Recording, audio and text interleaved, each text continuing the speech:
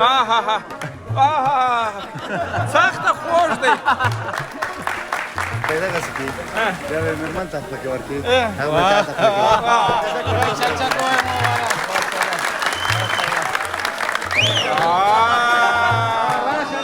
دا به د خپل مېرمنې سره ودرېږي چې د مېرمن سره ودرېدي بیا څه کوي چې ودرېدي دا کیک به دغسې کوي بیا به یې دغسې کوي بیا به یې مېرمن ته پکې ورکړي هغه به تا ته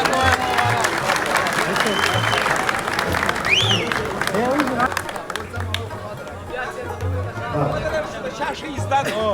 دا د افغان صاحب څنګه دی چې د افغان صاحب اوسپنیز انسان هغې سره چې کله کېناستې بسم الله به ووایې دا به راوالې یو یخ ځای کې به کېنې نو به چاړه راوالې دا به دوه ځایه کې نیم به هغې ته خوري نیم به خپله خوري او به بسم الله به خوري ځکه چې دا ډېر خپله به هم په خپل خولي کې ورکوي که هغه به بیا هغه به تا ته درکوي نو تا ویله چې نیم بیا کې نیم به د هغې نیم په خپل تیار به ورته نیم کې که نه هغې به چل نه یاد کړه ما په دې خاطر هغه به چل چل به یې زده نه زده دا د چل یې زده کړه سم یې نه دی زده سم نه دی زده ویه بالا که د چا نه وایي زده نو د چیز لپاره یې ورکړم چې خراب یې کړي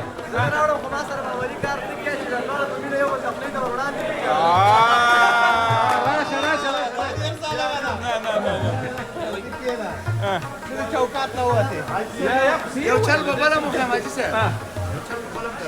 یا ته ودرېږه د چا ایزه دی بل یا نه د چا ایزه دی کاری صاحب په سره اول کې ده ته کوم وای څنګه دا څنګه مکیږي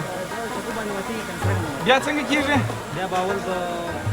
زنار ته ورګي چچا ورته وکړي بیا ګټه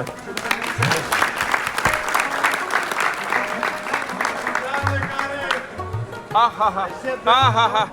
آها سخته خوږ دی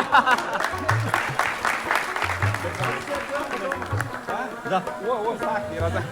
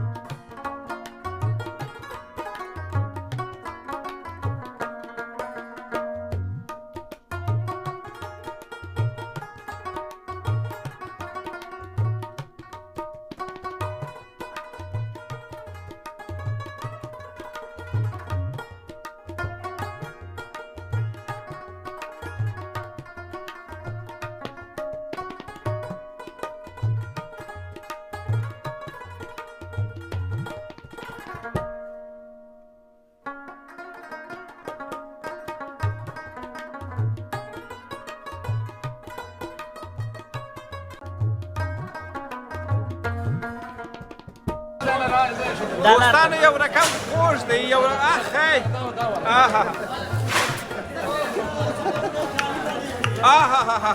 یو رقم به خوږ یې خاص دی ډېر خوږ دی د اندازې څخه زیات خوږ دی تر برېله خوږ دی